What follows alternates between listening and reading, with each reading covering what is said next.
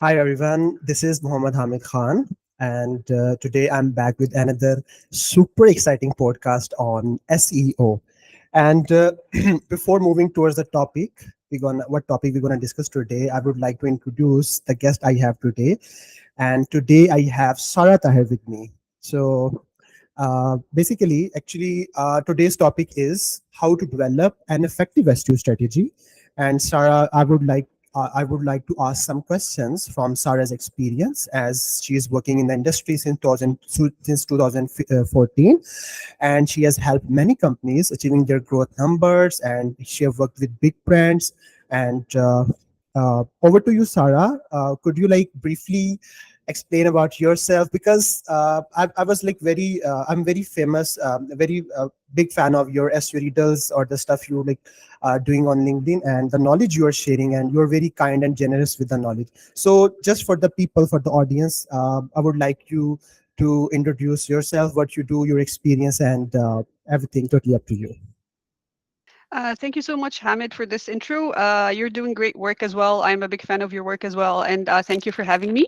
I'm Sarah. I've been doing SEO since 2014, and I started off when I launched an online magazine. I was managing a team of editors, and we were creating great content because I was getting a lot of traffic from socials and I was getting a lot of good feedback from there. But I was like, okay, how can I bring more people to the website? And this is how I started to learn about SEO courses, boot camps, and so on. And I never looked back. I worked after that. I launched a tech startup. I worked in house. I worked agency side. I had my own clients. It's been a crazy ride so far. Amazing, amazing. All right. So currently you based in Canada, right? Yep, Ontario, Canada. Yeah. All right, all right. So let's start with the questions. I mean, these are not basically the questions. These are the real problems. I mean, which someone who's starting SEO face on a daily basis, and really challenging things. So before like achieving a very, doing launching SEO campaigns, there's always must to create an SEO strategy, and that's why we are here, and we are helping people to understand what's the main methodology or the core concepts basically you follow while creating an SEO strategy. And I'm going to start with a very important question. First of all, like the key components when it comes to an SEO strategy, what do you think are the key ingredients or components of an SEO strategy? The most important thing is understanding the business goals, understanding why this client came to you, what do they want to achieve. Having a very clear understanding of this is Mhm. essential, and then understanding what success means to them in terms of numbers. And from there you can actually sometimes the clients may be asking or looking for things that's not going to get them where they want. They think this is what they want, and because this is where it's going to take them. Like, for example, you can have a client, okay, I want to rank first for this keyword, which may not essentially be as valuable as, for example, other keywords. So understanding what their goal is, and then understanding what success means to them, and then getting aligned on that definition of success. Once you have this clarity, the second thing I would say, the matrix. What are you going to be measuring? Where are you going to be Mhm. getting this data? And then you start to divide your SEO strategy into buckets, and that would be based off the experience of the SEO person themselves. So um, an understanding, I would say the third component, an understanding of what levers to pull for each that would have the most impact for per client. So for example, a marketplace would be different than an e-commerce client than a publisher, right? So some clients technical work may be more impactful than, for example, others. So you need to Hmm. also depending on the size of the website, for example. And so huge websites may benefit more from technical work versus a website that has 10 pages or 20 pages, right? So understanding the different buckets, the weight they would have, and then from there you can decide on the tactics. That's like at a high level how you would tackle that, or the main pillars, of an SEO strategy. Yeah, so basically business objectives always come first before any search objective or any other kind of objective. So what do you think? I mean, they're like different types of models. I mean, our website like e-com and international website, or a SaaS tool based website, or a like local services website, or any blogging site. So for example, what do you think, which is the, I mean, what is the like most hard, or you can say competent model, for example, when it comes to SEO strategy, which is very hard to create SEO strategy for? I think every every type of business have their own challenges, right? Uh-huh. The challenge would be if you're dealing with a brand that's already established, a strong brand, right? Because and then obviously if like if you're working on a brand like Nike or Amazon or that sort of thing, Hmm. you can't have the same tactics that like the average tactics. This is a different ball game. Like you will the usual things that you would apply for a usual e-commerce website or a usual average website will not work there, because this is a huge brand. They have a huge authority in SERPs. They already achieved so much, so that's why it's really challenging to find like new opportunities or new. And this type of clients, you'll have to come up with like a new direction, like something new they have not done before. And so for example, I worked in the past on a Hmm. flights and hotels booking website. That was actually my first official SEO role. It was an in-house role, and it's a big brand in the Middle East, right? The way we to tackle this was not just optimizing existing pages and that's obviously these are things you need to do, but the way we tackle that, we launched a programmatic platform, tackling totally new queries, totally new things that have not been tackled before, a new direction, a new, a gap they have not tackled. So uh, that can be challenging, because as I said, it's an established brand. It had dominated the SERPs in so many areas, and you need to find those new opportunities that are big, because you're not looking for small things here and there anymore. It's not gonna make the cut for such a brand. Hmm. Yeah, yeah, I would totally agree with you. So basically, if you're like a startup, for example, your SEO strategy gonna, because definitely most of the companies, or every company has like budget issues, like cost issues. I mean, they don't get approval from their employers. Basically, on like they want to publish as much as content they could, get as much as links they could for that website, but unfortunately, cost is the main challenge, and they have to like within the specific budget, they have to create the maximum output campaign. And so you basically, I would totally agree that it differs with type of business size, company size you have, so you've been working on. Okay, so I want to add something because I'm sorry to cut you off. I no want to problem, add no problem. something because you're talking about startups. Actually, startups have an edge because first of all, you want to like your biggest weapon as an SEO in a startup is being creative, approaching things creative, Hmm. right? And they can actually, like, in a startup there is this spirit of like, yeah, we want to try new things because a startup is disruptive in nature, right? That's how it is. Hmm. It's here to disrupt an industry. Or so coming up with a new idea is not a big problem or a challenge, but on the contrary, they may want to pursue it.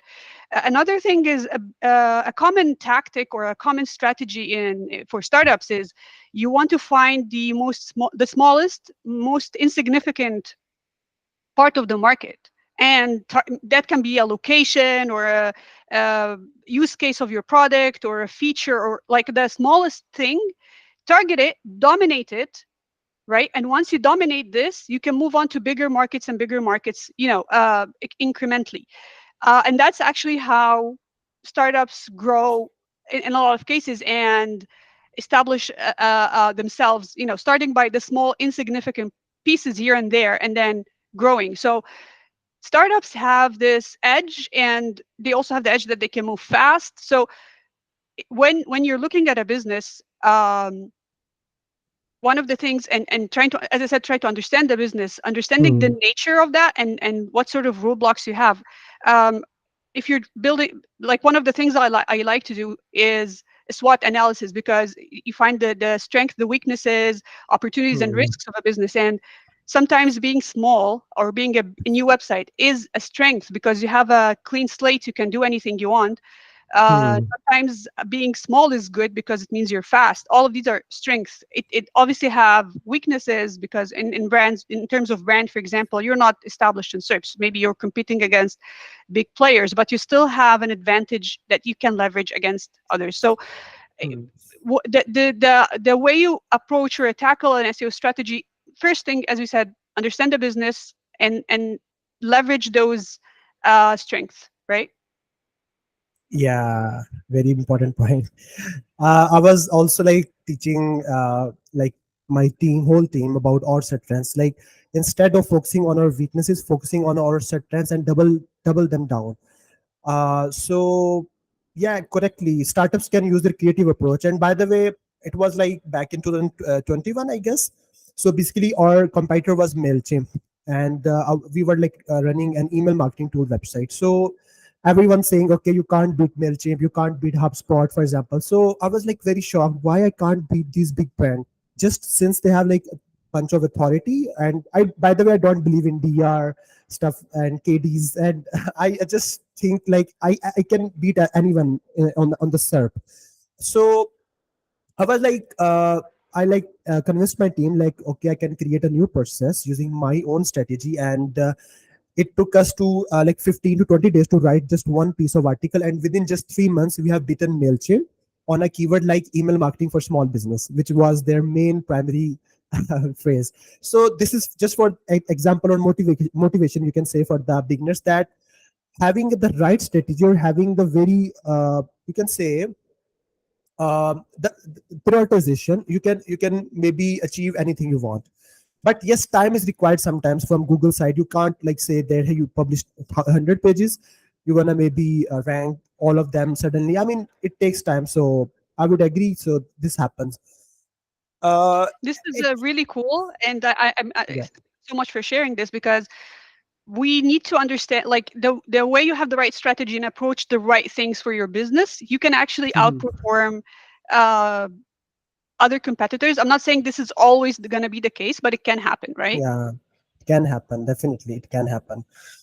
And that's why I started learning semantic SEO, because someone told me that semantic SEO, you don't need to create that kind of backlinks. You just focus on your content. You just focus on some content configurations from machines perspective. And I know there's a lot of buzzwords around that as well, but practically things very change.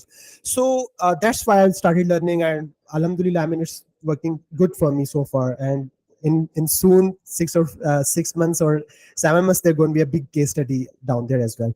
So I would like to ask another question. I mean, when it comes to SEO strategy, we can say in simply the SEO campaign. I mean, what do you think? I mean, what's your basically analysis or opinion? What type of common mistakes you have seen people making when launching an SEO campaign or creating the SEO strategy?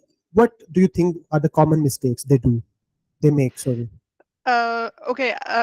I don't want to say it's a mistake, but it's an approach it does have its disadvantages, which is basically like they have a new client. The first thing they do, they jump on doing a keyword research. First thing.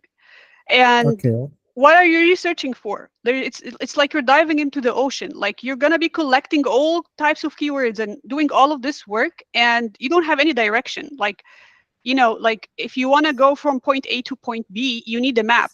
What you're doing when you're like starting with a keyword research is like you're exploring all possible paths, and I think the best way is, as I said, to know what you want.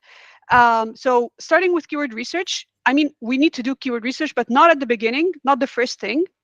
Hmm. Another thing, and I think as an industry, we're moving away from this now, but dealing with an SEO strategy as just a checklist or a 12 months plan. And then it's the same one size fits all for every client. This is month one, setting up tracking, setting up keywords, Hmm. technical audit. Month two, this and that. Month three, right? You like Hmm. dealing with it like it's very canned. Like for every client, it's the same thing, right? And that's not the case. Like this strategy, or if we call it a strategy, this is a situation of spray and pray. Like you're doing everything right? And something will be successful at some point. Versus you starting from the start, from day one, you know which things are more important for this client that are going to drive more impact, and doing Mhm. those right things first and then less important later, right? Versus just doing everything from the start. So Hmm. these two things, and I think as an industry, we're moving away from this approach of like this standardized strategy for every single client, and that's good news, right? Exactly, exactly.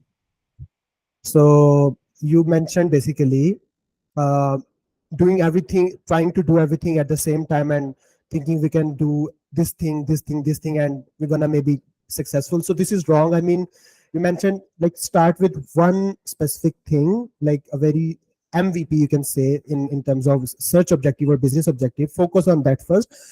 For example, we can break down the we can break down the plan into quarter wise. Like, hey, for the first 3 months we're gonna just achieve the outputs. We're gonna like publish 50 blogs. We're gonna do that kind of on page optimization, like the internal links, the content configurations, and these kind of like brand listings. I mean, maybe it probably good to start with outputs first, like the efforts you're gonna, and then after 3 months you're gonna track the results. I mean, you maybe start getting ranked, you're gonna get impressions, you're gonna get some historical data.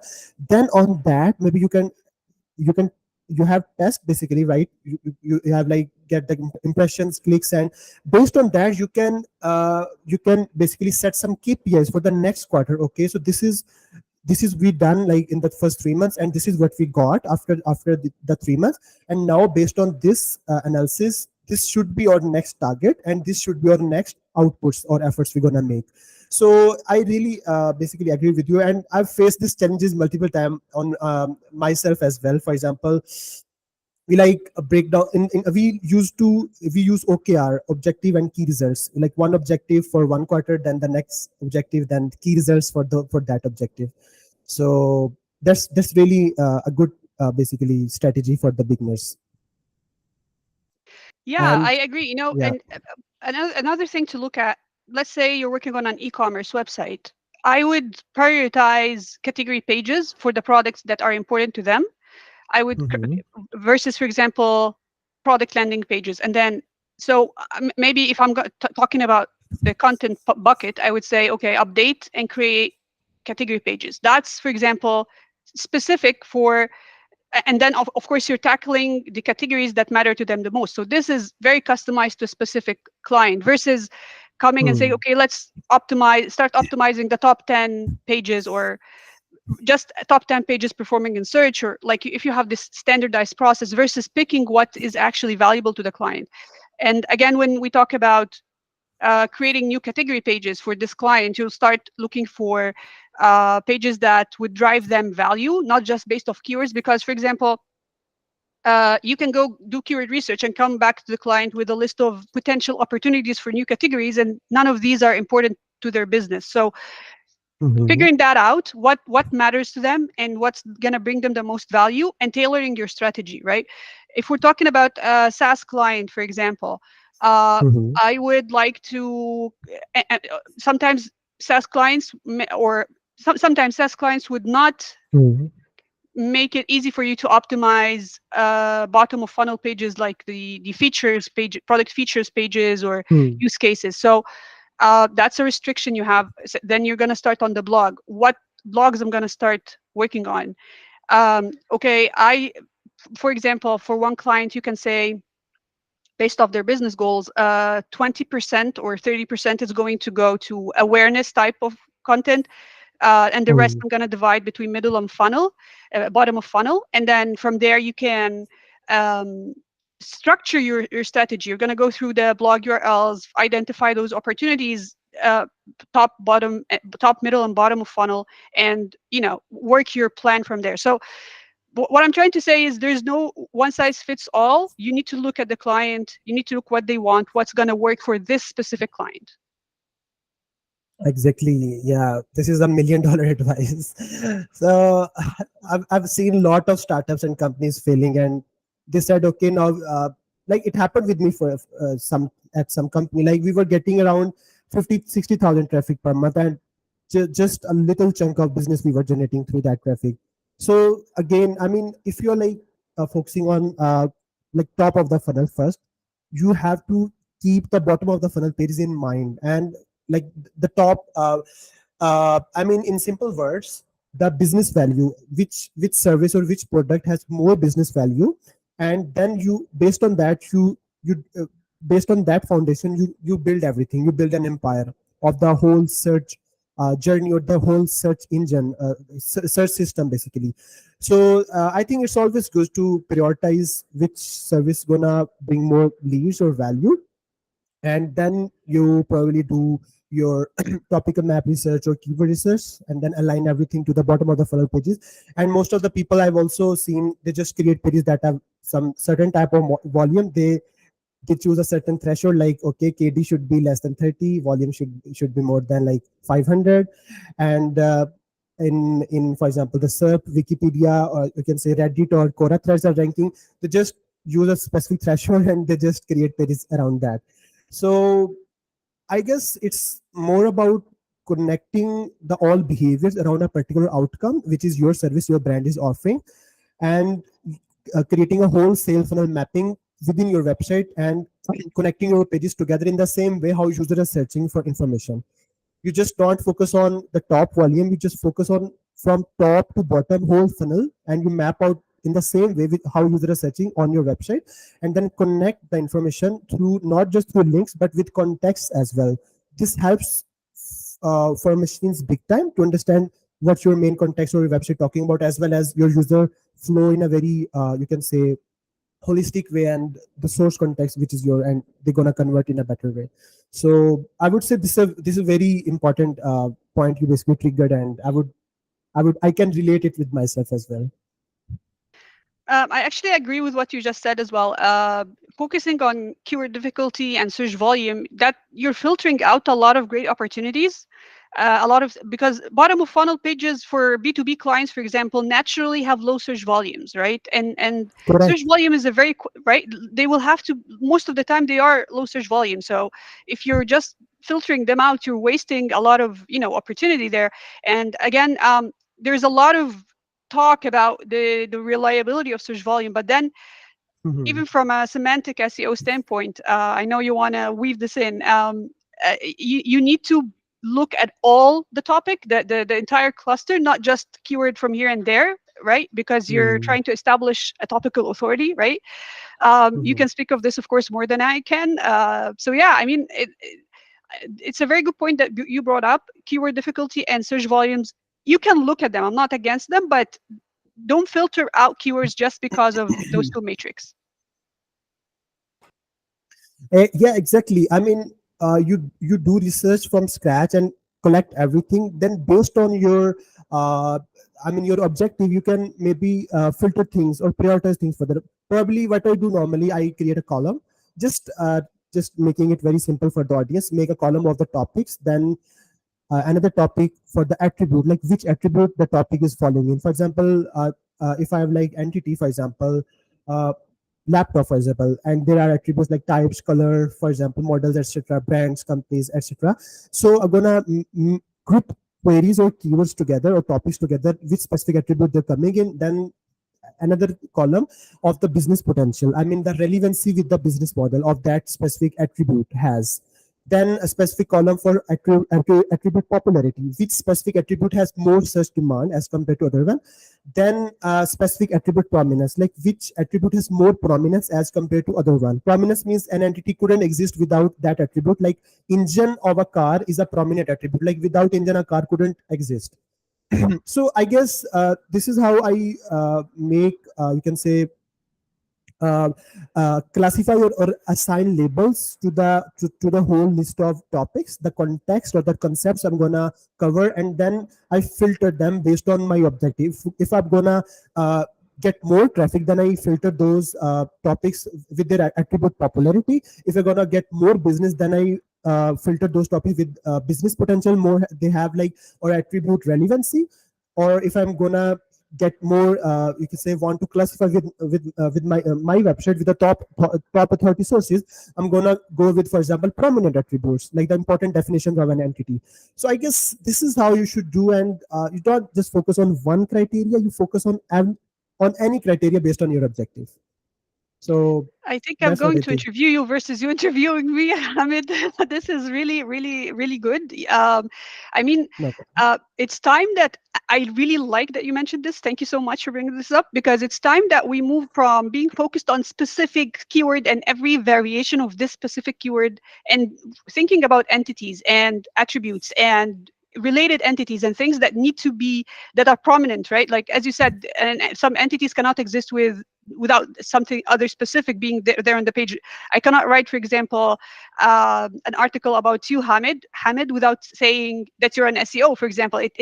Hmm. Right, stuff Correct. like that. So it's very important to shift the way of thinking. And the way I tackle this is, I actually talk to the copywriters, right? I explain to them, okay, these are the keywords, they're important, but then here are some entities you also want to include, right? And your approach is definitely perfect. I really like what I've just heard. Thank you for sharing this. Yeah, no worries. I really appreciate it, because I mean, this is I'm still, by the way, learning, and as you mentioned, we're gonna like learn from each other and help other people to know from experience as well, at the same time. So we can maybe continue this series further.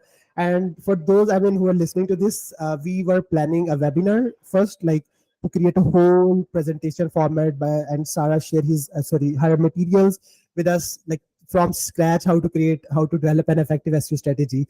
But unfortunately, due to some time issues, you can say everyone is busy in their lives. But we started to do a podcast first, but we try to keep things practical as well. And I mean, just conversation tone, I mean, we can't cover everything practically. So but we can do something in future like that. So for this, I guess, uh we're gonna make the come we're gonna like cover a very important question. I guess it's about developing an SEO strategy. Like you can say, as you know as well, like creating a strategy for a new website is has some different prerequisites, some different condition scenarios, and it differs as compared to a website that is already an existing website, for example, who's getting some kind of traffic. So how to like separate the approach between a website who's already getting a bunch of traffic, but not, for example, business, or you can say has not published thousands of pages but not getting traffic. In that scenario, how do you approach SEO strategy, developing SEO strategy for for a website from scratch versus a website who's already live? I think from scratch is easier and more straightforward, because then like you're building on a clean slate. You can do whatever you want. You can Hmm. target, again, from business goals, what services are important to them. This is your main entity, and then you build your content around that, right? But when they have existing content, you need to audit that and go through it and see Hmm. what's working, what's bringing more traffic, and what's bringing more conversions, and learn from this, right? So, for example, when I do a content audit, sometimes off the top of my head, I realized that very, very popular on this website, blogs that are like 25 examples of whatever, 10 examples Hmm. of, people were looking for examples, and it was bringing them the most value. And I was like, okay, Hmm. this is the type of content we need to optimize and start working on, because it's very successful in terms of the metric they picked. So um, understanding what's happening on the website, what's working, what's not. There's a metric I came like just thought about, and I find it useful to explain to people why you need to optimize the content you have and what's the problem with the content you have. Is, Hmm. let's say about the blog, what is the average for all pages on the blog? Let's say you have 500 pages and you're getting 2,000 clicks per month, for example. So what's the average of that? Like 2,000 clicks by 500, that's 4, right? So basically, Hmm. it's like, in theoretically speaking, it's like every page is getting you 4 clicks per month. That's worthless. That's really a bad situation, right? Hmm. So Hmm. This is where you explain to them, see this, I like to call this number content push, the strength of content on your website. It's very Hmm. low. This is where I explain to them, this is why we need to remove pages that are dead, not Hmm. have no chance. This is why we need to improve the current content and change the way we're creating content, right? This Hmm. number have helped me get buy-in. It shows like, oh, we have an issue, and then you can even narrow this down. Okay, what about the content push for bottom of funnel pages? How are they performing in terms of traffic and in terms of conversion, the average conversions per page and the average traffic per page, middle of funnel, top Hmm. of funnel, and so on. And you start to show people why are you invested in this and why they need to, go tackle this first, or this, and so I like this metric a lot. Yeah, amazing, amazing.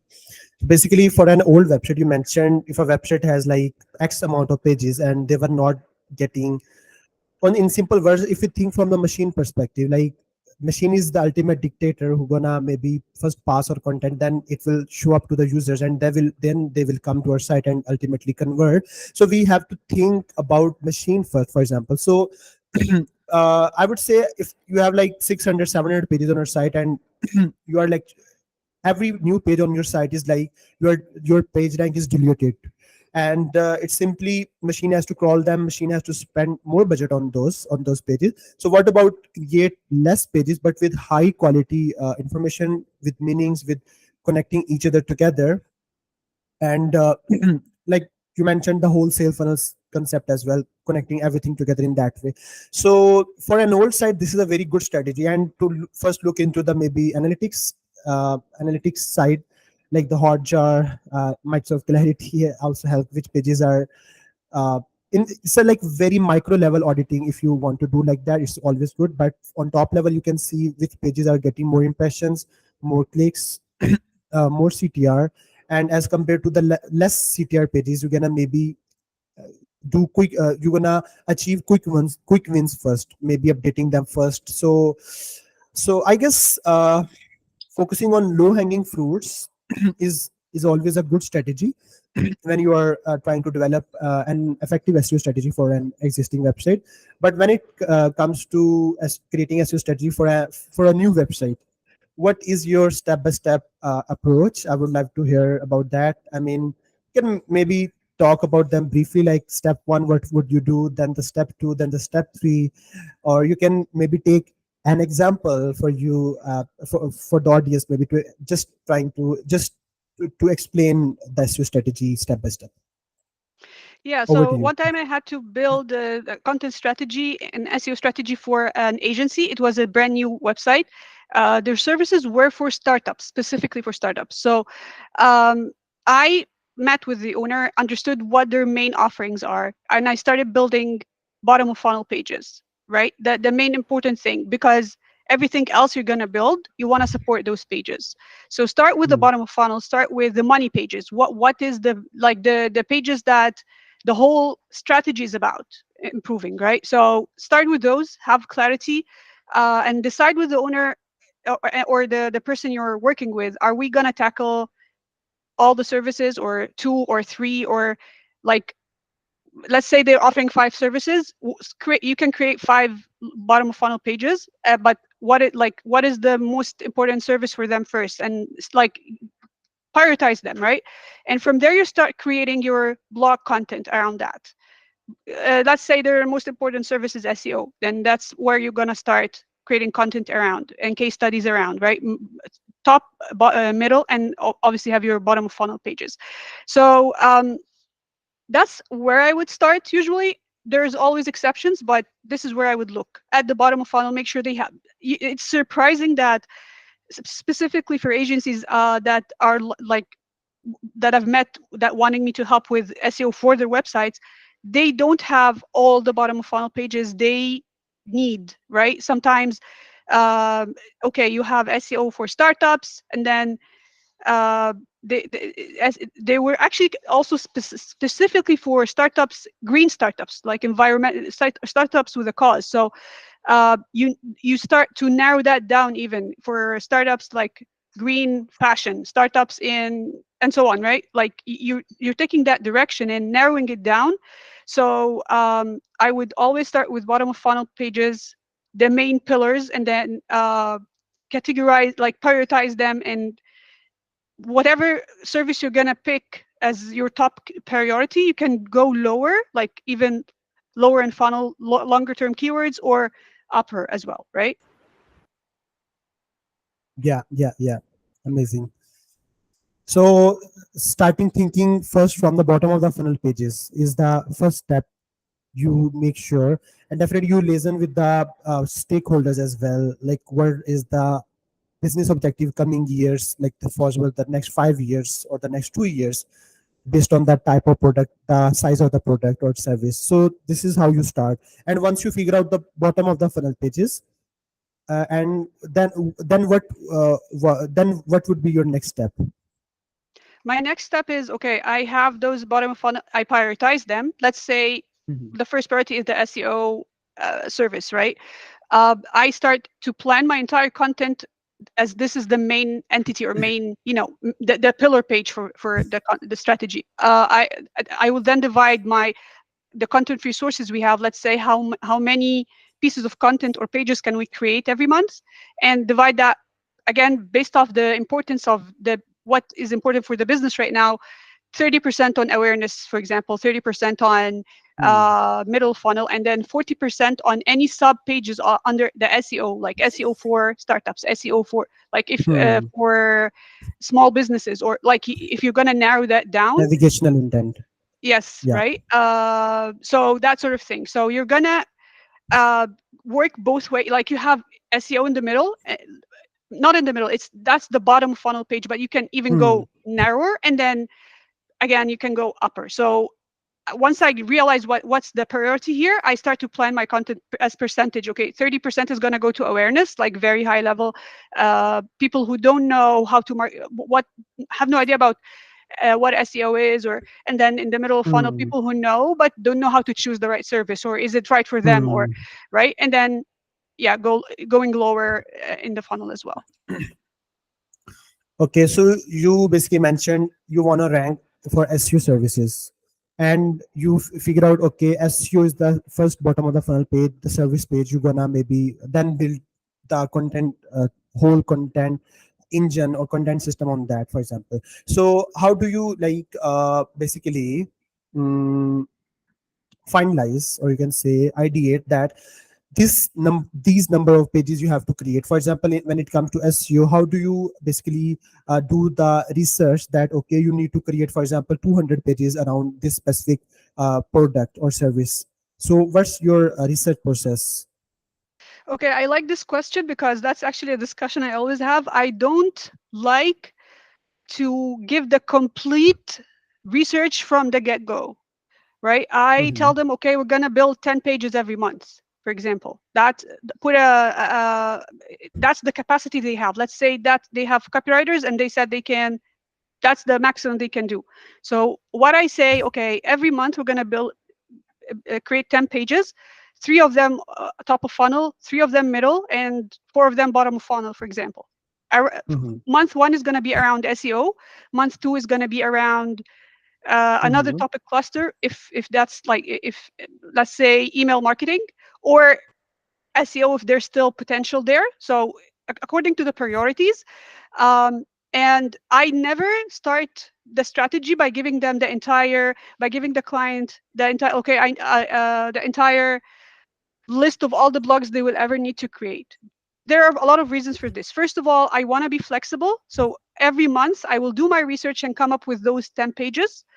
Uh, I'll decide on a lot of things. I'll do competitor research, analyze a lot of competition, brainstorm with ChatGPT, talk to the Mhm. client, a lot of things.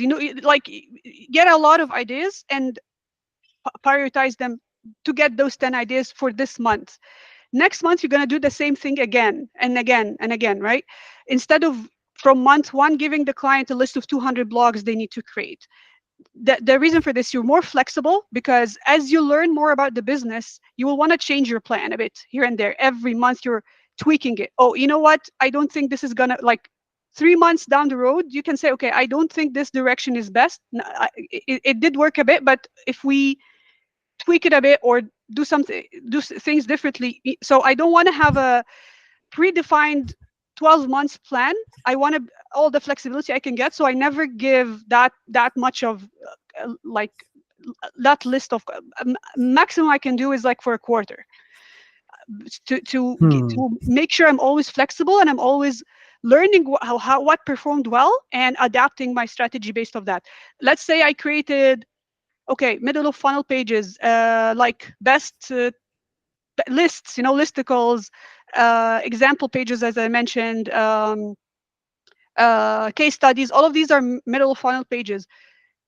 I created those in 3 months. I found that only one type of them that worked best. Maybe I should double Hmm. down on that type, right? Instead of I don't want to come after 3 months and tell the client, okay, we're changing everything we just sent you, and I've wasted all my Hmm. time and your time, right?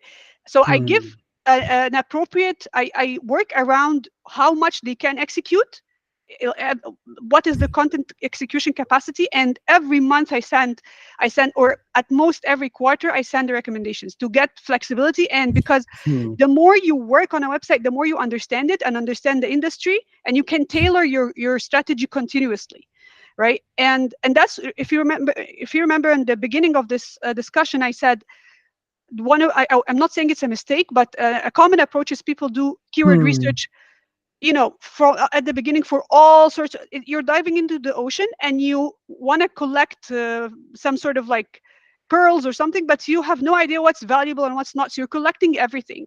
Versus, okay, I'm Hmm. gonna dive into the ocean, I'm gonna collect few I think are valuable, come up, Hmm. analyze them and learn, and then when I next time I go, I'm aiming better, right? Instead of going one time and doing whatever you can. It saves your time, because if you Hmm. spend month one on doing all this research, it's a gigantic job. And then, from my standpoint, and maybe I'm wrong, correct me if I'm wrong, but I don't think it's very accurate or the best output, because you're new to the business and you're new to this client. You haven't experimented yet and tested your own theories, and right. So I, I I highly recommend against this approach. And even when we talk about a technical audit, Hmm. um, I've seen people say, oh, a technical audit is a one and done thing. Like, again, month one you do all the keyword research and then you do the entire tech audit. What about in month one you do items that focus on indexing and crawlability, for example? That's month one focus, making sure all the pages are that should be crawled and indexed are crawled and indexed, right? So we focus on this, address this. This is a high priority issue, right?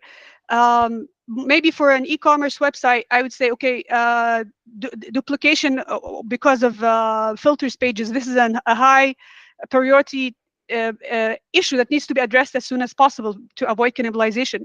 Or paginated pages, for example, and how they deal with them. So for each client, if there is anything specific, as I said, like the e-commerce examples, that would Hmm. impact their would be high impact if they're not set up correctly, I would start with these. And generally speaking, indexability and crawlability is the first thing that, because if you're not indexed, it doesn't matter what you're doing on the website. So instead of going through the entire tech audit 15 hours or 20 hours at one time, how about I divide it like month one, this month two schema, for example, month three, right? The client is never going to Hmm. execute on this from the get-go. You're going to be doing that every month with them anyways. If I send a client a list of 15 items to fix, Hmm. it can take them like 6 months. So why am I sending them this amount? Again, you're pressuring yourself to finish it in a small amount of time. If you spread it out, you will have more time to give it more attention and more value.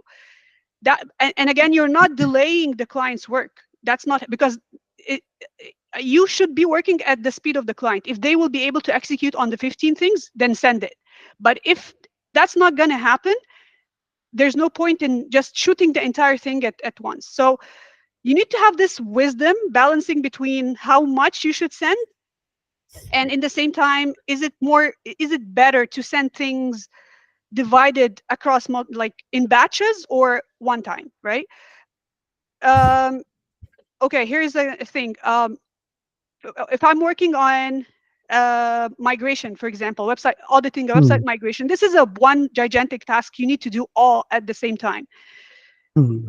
Uh, and the way I send my recommendations, once I come up with issues, I group them and send them right away because this is urgent and needs to be fixed. Uh, Hmm. if it's a small website, you can do the technical audit all at once. It's a small website, 100 pages, or you know, it's not, or a WordPress website, small website. The issues are pretty much standard.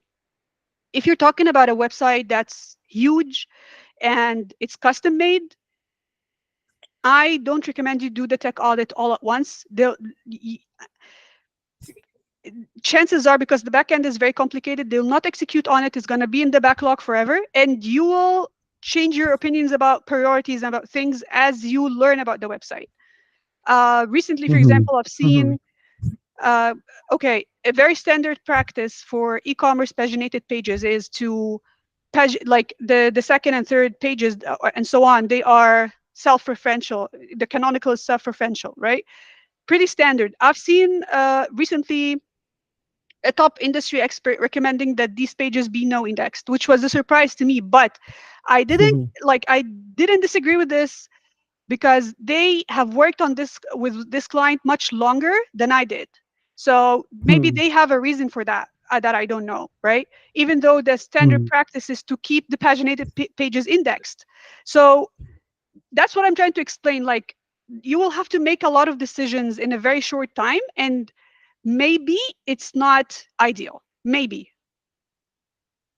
Hmm. Yeah, yeah, I'm sorry, I definitely. talked too much. I'm sorry. I'm sorry. That's fine. Experience was speaking itself. Actually, what I basically got to know from your conversation, uh, like there's a difference between creating a strategy for a agency client versus creating a strategy for your own website. For example, I mean, for a client, you always you recommend that you always send changes or fixes in batch or in phases, not everything at once. So basically client gonna like do not do anything. He will just simply, if he see, if he say like see like 100 suggestion at once, he gonna maybe do not do anything. So it's always good to maybe send things uh, phase wise or month wise, as you mentioned. So where your content strategy always basically lies, you start publishing content and you plan content on a monthly basis, not like a quarter, or you can say 6 months basically. Is that correct? Monthly basis or quarter at most. I don't go beyond a quarter for content planning, right? And as you said, it's overwhelming for the client, and also you are still testing and you want to fine tune continuously, right? Like, you want to have this feedback loop. You push this for Hmm. 1 month, and if you send it the 12 months from the start, you made all the decisions. Where are the learnings, right? Hmm.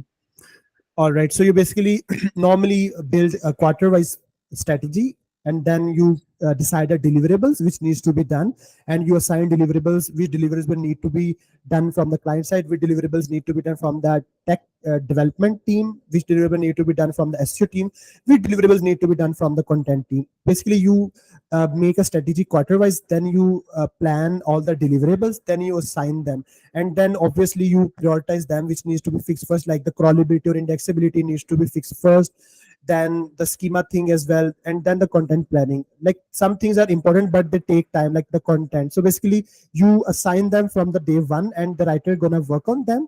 Like weekly they're gonna like give you 2-3 articles, whatever the topic is and the capacity they have, but you yourself prioritize the important things, the urgent things basically. So by the way, I really love this approach. I mean, for agency clients, I mean, it's always hard to convince them, and to even sometimes to get access from them, and they forget even which email they created, their Google account, Google Search Console account. So it's always to make a good balance and be wise. So you want, so you give them as much as benefit from your strategy. So yeah, that's a very good thing. And uh, how do you, by the way, research topics for your content? Like you follow competitors, or you do everything from scratch, or by the way, what's your go-to process? Okay, I like to.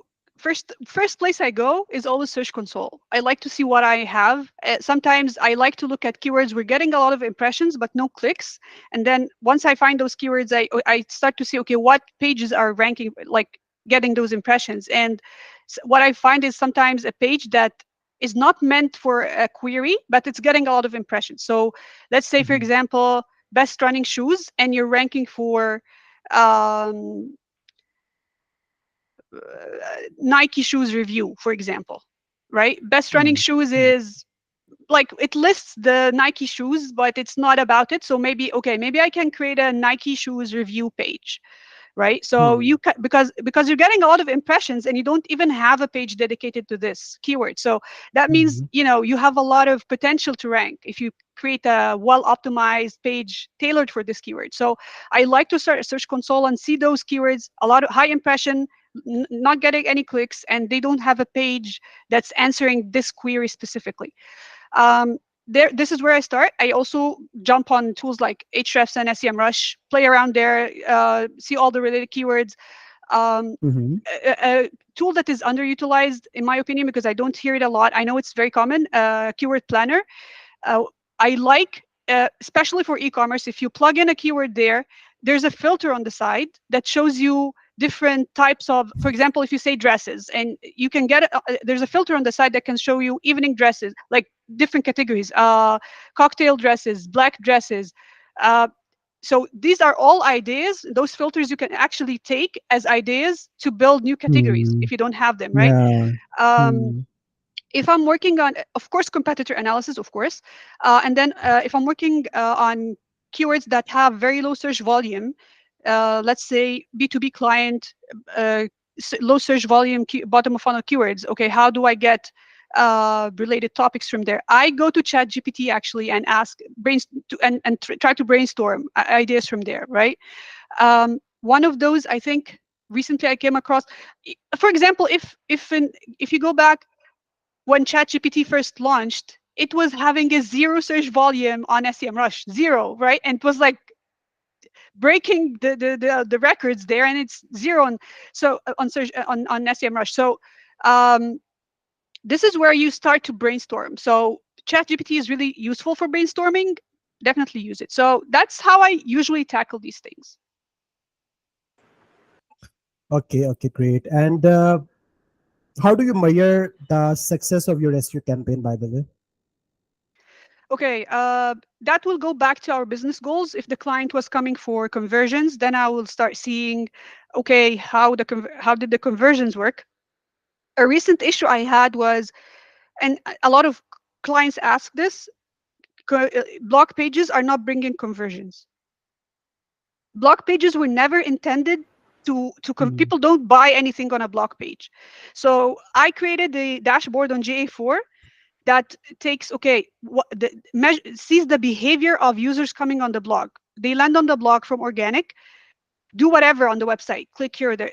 If they land on a product page at the end of this journey, that's a conversion for a blog because it did what it's supposed to do, right? It drove people to the bottom of funnel page. It drove people to your product page. So, and sometimes people, again, they land on a blog, they move around the website, do anything, and then they convert. Sometimes they even convert, not just go to a product page. So I created this dashboard to show the percentage of people landing on a blog page from organic, and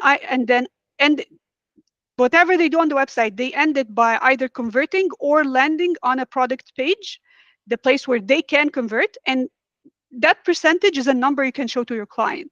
So you can say blog page drove 5 or 10% conversions in terms of going to the bottom of funnel. Like the contribution of the blog pages to the business goals, right? That's really, really useful in my opinion. I got asked this question twice in my career, and it's a very important thing for the clients because they don't feel like, why are we creating blog posts if they're not bringing any business value?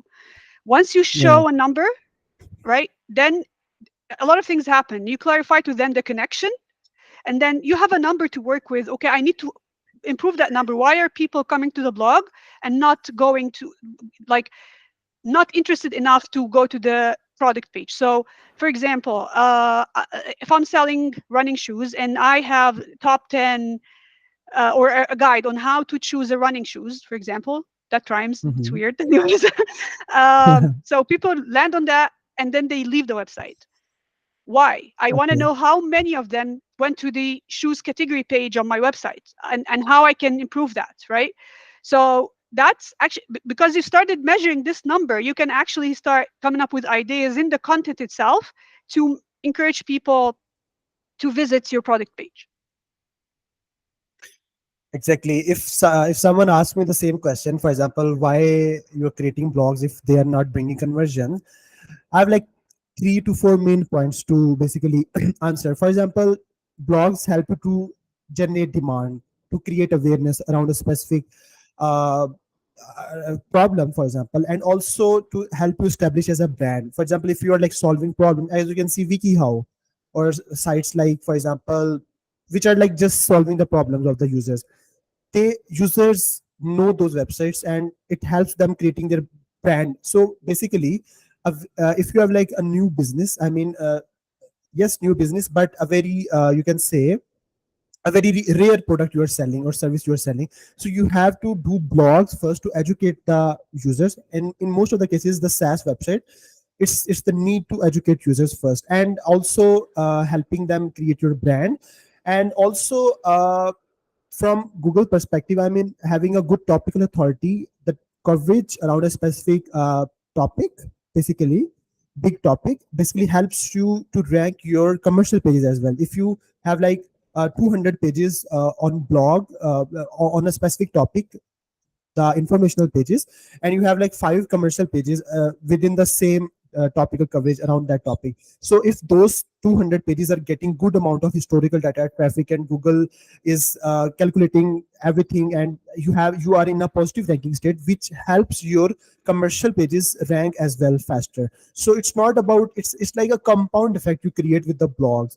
And importantly, maybe like 90% of the people who are not like willing to convert, they just, or more or less than maybe that, like 2-3% people are maybe likely to convert. So just for those people, you create a CTA or maybe some placement of CTA in the top.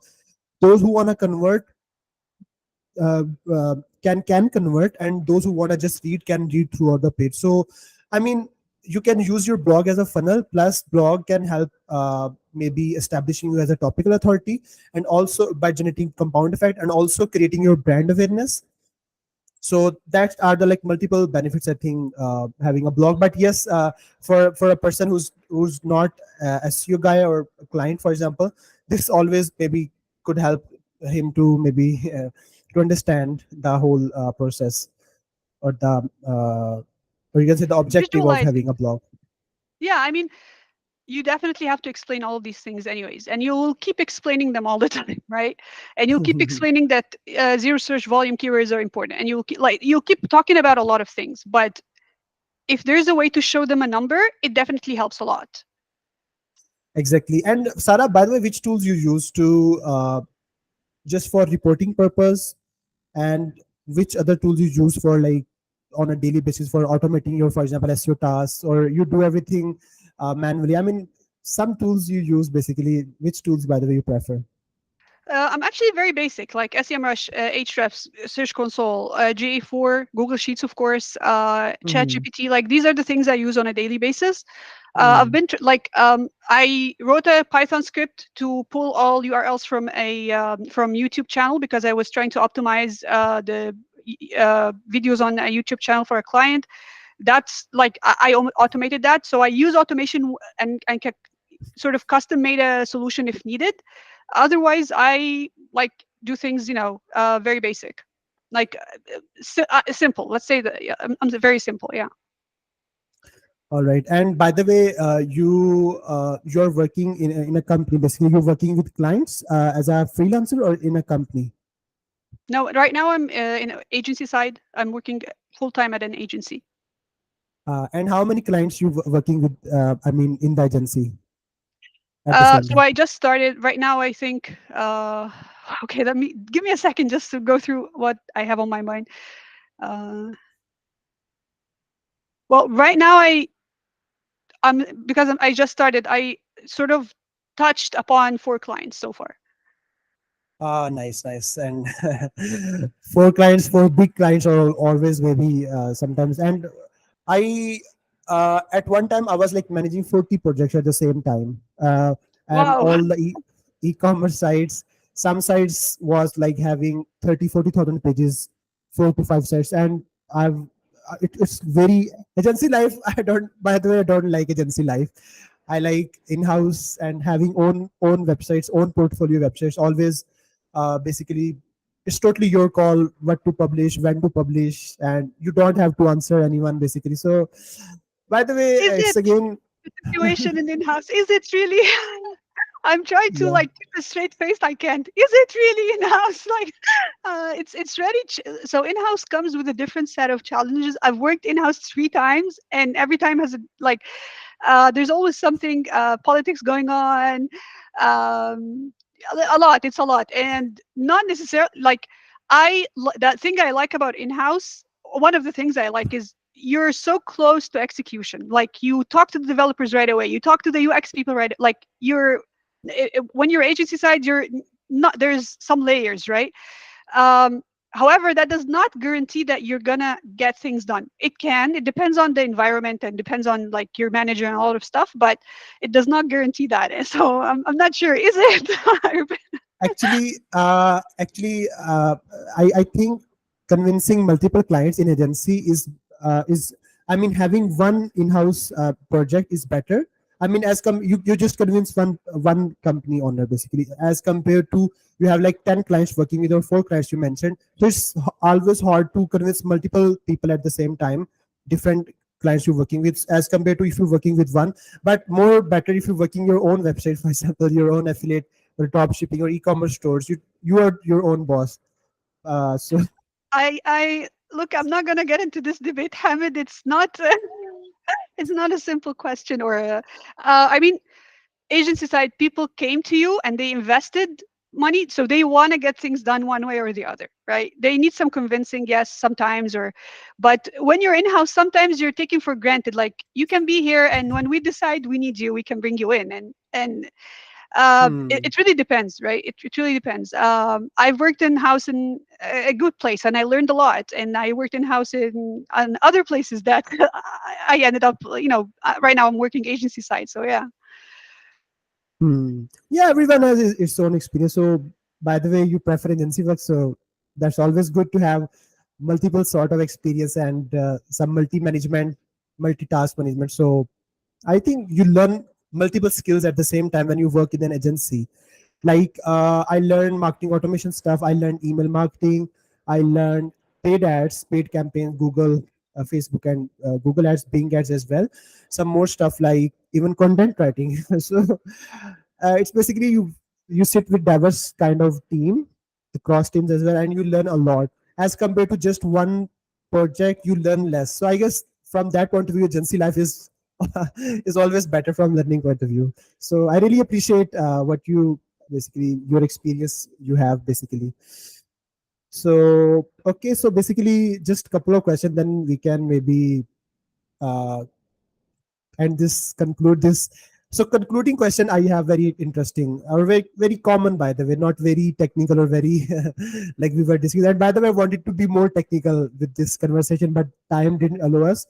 uh, Maybe next time we're gonna deep dive into some LLMs, machine learning, creating custom GPTs using AI, and we're gonna maybe do some practical work or whatever audience will love. So we're gonna maybe do it later. So okay, so for this conversation, uh, the people who are listening to us, I mean, they are like from different stages. Some are like starting out. Even the person who's like 3 4 years experienced in SEO still facing time to getting his or her site ranked. I mean, what tips, I mean, or you can say some advice you want to give from your, I mean, 10 years of experience to those people? What should they focus on? I mean, as for example, if they're starting their SEO journey, right? They're just beginners. How can they master the realm or the discipline of SEO? I think I'm not going to give, of course, there's the traditional advice like build your own website and rank it. But I think the thing I noticed or came to a conclusion is we need to understand how search engines think and how they will react to Hmm. what we're doing. It's not a Hmm. like what okay, like, and that's what was the that was the whole purpose of when I am publishing SEO riddles, because what's going to happen if Hmm. this happens, right? Yeah. If you know index a website and you index it again, is it going to go back to where it was? Like, do we, that's how you understand, like, do we really understand how search engines work?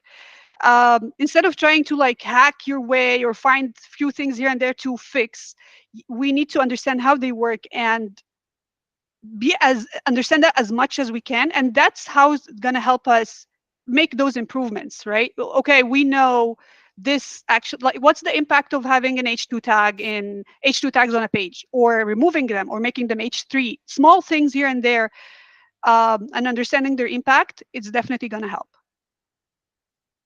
Okay. And And by the this way, can come, I'm sorry, go ahead, sorry. sorry. I just sometimes No, jump. no, no. And No worries. there's two ways to get this knowledge, either by testing things yourself or by analyzing Hmm. what's going on, right? And ideally you should do both, like, and also listening to other people's experiences. So you Hmm. do your own tests, you analyze what's happening, why is this website behaving this and why is that website not do, like, what's the difference, and then reading about other people's experiences and being critical, because not everything that's posted, sometimes it's just confirmation bias, like, I did this and all of these things happened as a result. No, that's not because of what you did. There was, for example, it's seasonality or understanding, what things mean. Yeah, that definitely helps.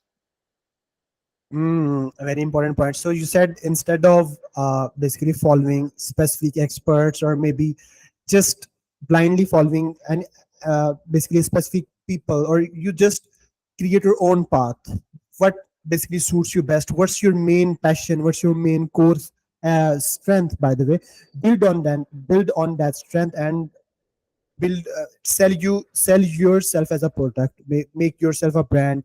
And yes, I would say, but what is the future? I mean, obviously, I mean, what concepts are like high demand, and what things, by the way, you learning yourself, and where you're learning from those concepts in SEO. Yeah, so right now I'm trying to focus more on data, uh, Python, different data tools like Clarity or whatever. Like I'm exploring, picking up BigQuery, for example.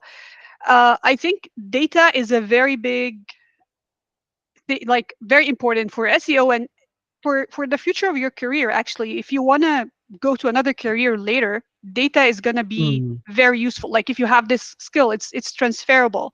So I'm not thinking of moving away from SEO, but I do think it's like, Hmm.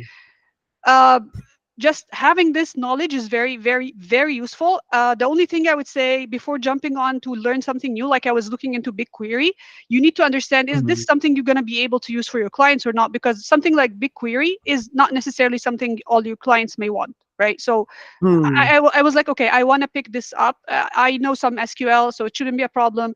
I decided to discuss this internally with my team. Is this something worth investing my time?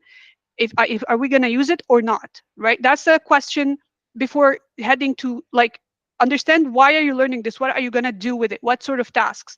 For me, Python, I want to like create some stuff like machine learning stuff, or algorithms, for example, or use LLMs in my own way. For example, one of the things I want to do is I want to input a list of URLs and their title tags, and then I want an algorithm that goes through them and tells you, okay, this is a top of funnel. This is like categorize the pages by funnel automatically for you. So Hmm. if you have a list of 2,000 URLs, you don't have to go through them manually.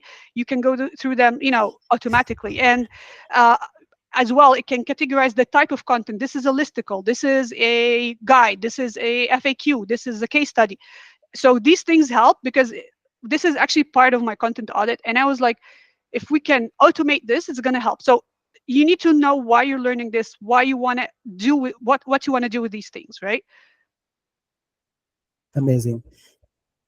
Actually, I'm also working on this stuff. Basically, you mentioned having data pipeline ready, automating things, coming data from multiple sources, having that in one place and help you to make decisions faster and more accurate decisions. So I guess uh, data is the future and current as well. I mean, we are working on a system basically where we are trying to figure out. I mean, a user come to our site, which source from he is coming, and then from which page he moves, what action he performs, what event he basically goes through, and where he converts. And then after conversion, I mean, from the back end of the product point of view, what he do, uh, like he subscribe for the trial, he which plan he subscribe, or he just like the whole roadmap or the history of that specific one person, just from the search for the search touch point towards the end of where he, the whole lifetime or the cycle of one user, not just the search but connecting that one person through multiple omni channels like Facebook, email, paid ads. So this is what we are trying to do to basically map or analyze one user at the same time throughout wherever he interacted with your website or business. So this is we are actually working on, and more importantly, we I'm basically working more on something like creating NLP software for text analysis. I've used many, and now I'm working on my custom NLP. It's just about having a system in place where writer will write content, because writing is very important. If you do everything right, but writing is not, your writer is not following your SOPs, I mean, you're wasting, for example, your time and budget. So for that, I'm like, what I'm doing, I'm creating a system where when someone write in real time, the tool suggest not just the grammatical errors, linguistics errors, the style, the conversion point of view, the search objectives. Okay, someone who's writing, the software suggests, okay, you are answering a question, you can answer this question for the search objective probably to if you want to, for example, rank the question basically rank in the feature snippet or in people also ask. So the tool basically collect data from those pages who are already ranking against that question on feature snippet or people also ask, collects that information and suggest how to make your answer better than those, how to make information concise while providing more meanings to the machine, the term weight calculation, the context vectors, and also the collocation, co-occurrence terms, skip gram dominant words, how to make them together, which we call distributional semantics. And this is just from text analysis perspective, but also focusing on conversion perspective. Like if I'm writing a specific paragraph, the tool suggests, okay, you can use this specific feature to convince your user, to reader, to convert, or you offer this feature as a benefit or as a solution to their problem. And for that, we like also trying to make collecting data from the sales call, from the intercom chats, and having a good backlog or database. And from that database, the transcript stuff from probably the calls, we're gonna maybe the database, we're gonna help tool suggest where to pitch which product, which specific type of feature, and not just the product, the machine perspective, but all of the search objectives like uh, specific where you can use this specific bigram, n-gram, trigram, 4-gram. And so it's like an all-in-one writing software, not just an AI like the Surface or something, not like that, but everything coming from human mind plus a lot of data sources to help you create a more accurate piece for machines and for users as well. I mean, that's cool. That's what I'm talking about. Like, you have a vision for something, and that's what you're trying to execute. I really like that. Really looking forward to learn more about this. You need to share more about this, definitely. Actually, probably I cannot maybe explain it the way how it will work, but it will be a game changer. I mean, So what I'm hearing is a lot of thing, like you're using a lot of data sources, which is not easy to use manually, right? And you're trying to hmm, optimize your content and with those insights, and that's definitely, I think that's a really cool approach. Yeah. amazing, amazing. Thank you. So, anyways, I think we have enough question for today. But again, not enough questions. I had a lot of I mean, audience do not, I mean, always prefer theoretical. They prefer insights, practical recommendations, perspectives, how to make a one thing right. I mean, so creating an SEO study is a very broad concept. Probably in the future, we're gonna maybe deep dive into how to maybe create content strategy, how to create a technical SEO strategy, probably. So, I mean, this is what audience will love. And once again, Mm, it was a really nice conversation, by the way, and I learned a lot things, by the way, from you. And might be you learned something new, and the audience as a whole learned Definitely. something. Audience learned something from both of us, and they're gonna maybe give the feedback. They're gonna drop their question in the comment, maybe, and maybe we can jump to another sometime a session or a webinar, like 2 3 hours master class on some important topic. So, what do you think about that? Sure, let's do it. Yeah, I mean, it's like it's gonna be a bank. So, I would say. To making things happy for sorry easy for the users. So, and free learning, my main goal is to provide free learning. The podcast stuff I'm doing, everything is will be free. So, by the way, thanks for coming to my podcast, and really appreciate your time and the time you took actually to share your insights and practical experience. And by the way, already you are doing on LinkedIn and other socials. So today you are sitting in front of me and sharing your insights in a podcast format. So I really appreciate that. And thanks again for the time. And that's about it. Do you want to say something in the end? I just want to say thank you so much for having me, Hamid. I really appreciate that. I've been following you myself. You post a lot of great stuff, and yeah, we'll definitely keep in touch. Thank you for having me. All right. All right. Thank you.